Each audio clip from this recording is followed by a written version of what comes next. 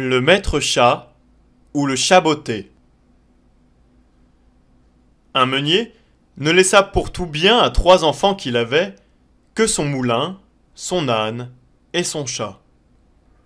Les partages furent bientôt faits, ni le notaire ni le procureur n'y furent point appelés. Ils auraient eu bientôt mangé tout le pauvre patrimoine. L'aîné eut le moulin, le second eut l'âne, et le plus jeune n'eut que le chat. Ce dernier ne pouvait se consoler d'avoir un si pauvre lot. « Mes frères, disait-il, pourront gagner leur vie honnêtement en se mettant ensemble. Quant à moi, lorsque j'aurai mangé mon chat et que je me serai fait un manchon de sa peau, il faudra que je meure de faim. » Le chat qui entendait ce discours, mais qui n'en fit pas semblant, lui dit d'un air posé et sérieux. « Ne vous affligez point, mon maître.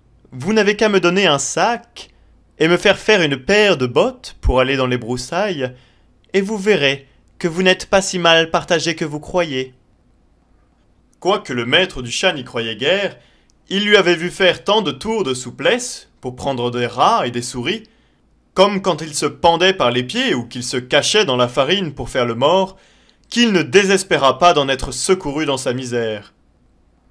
Lorsque le chat eut ce qu'il avait demandé, il se botta bravement et, mettant son sac à son cou, il en prit les cordons avec ses 2 pattes de devant et s'en alla dans une garenne où il y avait un grand nombre de lapins.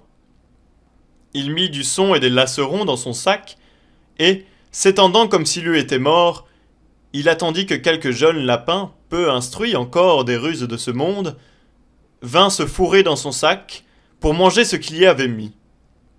À peine fut-il couché qu'il eut satisfaction.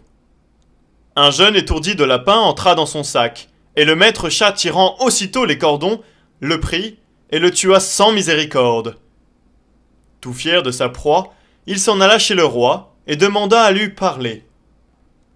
On le fit monter à l'appartement de sa majesté où, étant entré, il fit une grande révérence au roi et lui dit « Voilà, sire, un lapin de Garenne que monsieur le marquis de Carabas, c'était le nom qu'il lui prit en gré de donner à son maître, m'a chargé de vous présenter de sa part. »« Dis à ton maître, répondit le roi, que je le remercie et qu'il me fait plaisir. » Une autre fois, il alla se cacher dans du blé, tenant toujours son sac ouvert, et, lorsque 2 perdus y fut entrés, il tira les cordons et les prit toutes 2. Il alla ensuite les présenter au roi, comme il avait fait avec le lapin de Garenne. Le roi reçut encore avec plaisir les 2 perdrix, et lui fit donner à boire. Le chat continua ainsi pendant 2 ou 3 mois à porter de temps en temps au roi du gibier de la chasse de son maître.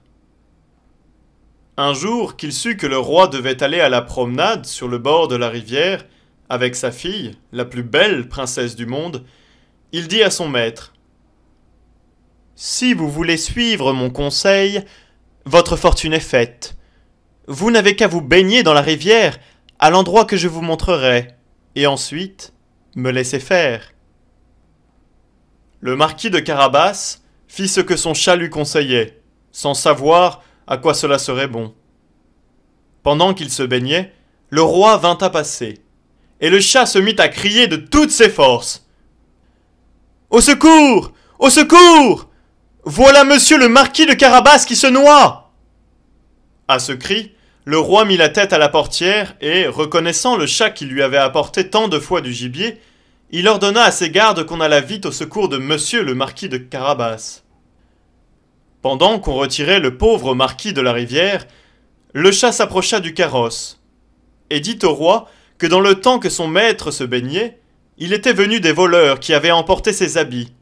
Quoiqu'il eût crié aux voleurs de toutes ses forces, le drôle les avait cachés sous une grosse pierre. Le roi ordonna aussitôt aux officiers de sa garde-robe d'aller chercher un de ses plus beaux habits pour monsieur le marquis de Carabas.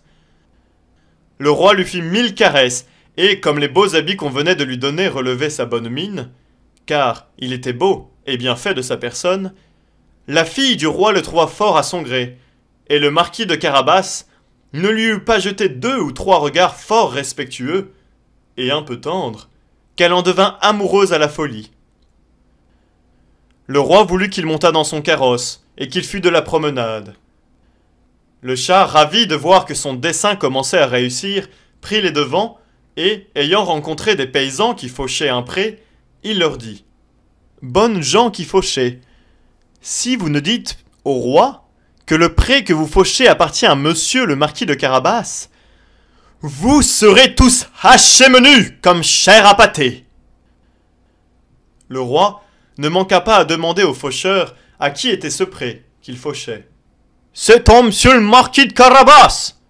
dirent-ils tous ensemble, car la menace du chat leur avait fait peur. « Vous avez là un bel héritage, » dit le roi au marquis de Carabas. « Vous voyez, sire, » répondit le marquis, « c'est un pré qui ne manque point de rapporter abondamment toutes les années. » Le maître chat, qui allait toujours devant, rencontra des moissonneurs et leur dit « Bonnes gens qui moissonnez, si vous ne dites que tout ce blé appartient à monsieur le marquis de Carabas, vous serez tous hachés menus comme chair à pâté. » Le roi, qui passa un moment après, voulut savoir à qui appartenait tout ce blé qu'il voyait. « C'est à monsieur le marquis de Carabas, » répondirent les moissonneurs, et le roi s'en réjouit encore avec le marquis. Le chat qui allait devant le carrosse disait toujours la même chose à tous ceux qu'il rencontrait, et le roi était étonné des grands biens de monsieur le marquis de Carabas.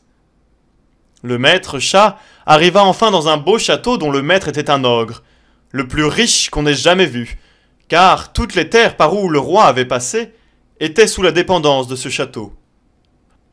Le chat, qui eut soin de s'informer qui était cet ogre et ce qu'il savait faire, demanda à lui parler, disant qu'il n'avait pas voulu passer si près de son château sans avoir l'honneur de lui faire la révérence. L'ogre le reçut aussi civilement que le peut un ogre, et le fit reposer. « On m'a assuré, dit le chat, que vous aviez le don de vous changer en toutes sortes d'animaux, que vous pouviez, par exemple, vous transformer en lion, en éléphant. »« Cela est vrai, répondit l'ogre brusquement. Et pour vous le montrer, vous allez me voir devenir lion. » Le chat fut si effrayé de voir un lion devant lui qu'il gagna aussitôt les gouttières, non sans peine et sans péril, car ses bottes ne valaient rien pour marcher sur les tuiles. Quelque temps après, le chat, ayant vu que l'ogre avait quitté sa première forme, descendit et avoua qu'il avait eu bien peur. « On m'a assuré encore, dit le chat, mais je ne saurais le croire, que vous aviez aussi le pouvoir de prendre la forme des plus petits animaux, par exemple, de vous changer en un rat, en une souris. Je vous avoue que je tiens cela tout à fait impossible. »« Impossible, reprit l'ogre. Vous allez voir. » Et, aussitôt, il se changea en une souris qui se mit à courir sur le plancher. Le chat ne l'eut pas plus tôt aperçu qu'il se jeta dessus et la mangea. Cependant le roi, qui vit en passant le beau château de l'ogre, voulut y entrer. Le chat, qui entendit le bruit du carrosse qui passait sur le pont-levis, courut au-devant et dit au roi : « Votre Majesté soit la bienvenue dans le château de monsieur le marquis de Carabas. »« Comment, monsieur le marquis ?»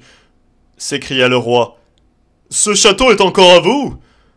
Il n'y a rien de plus beau que cette cour et que tous ces bâtiments qui l'environnent. Voyons-en l'intérieur, s'il vous plaît. » Le marquis donna la main à la jeune princesse et, suivant le roi qui montait le premier, ils entrèrent dans une grande salle où ils trouvèrent une magnifique collation que l'ogre avait fait préparer pour ses amis qui devaient venir le voir ce même jour, mais qui n'avaient pas osé entrer, sachant que le roi y était. Le roi, charmé des bonnes qualités de monsieur le marquis de Carabas, de même que sa fille qui en était folle, et voyant les grands biens qu'il possédait, lui dit, après avoir bu 5 ou 6 coupes : Il ne tiendra qu'à vous, monsieur le marquis, que vous ne soyez mon gendre. » Le marquis, faisant de grandes révérences, accepta l'honneur que lui faisait le roi, et le même jour épousa la princesse. Le chat devint grand seigneur, et ne courut plus après les souris que pour se divertir.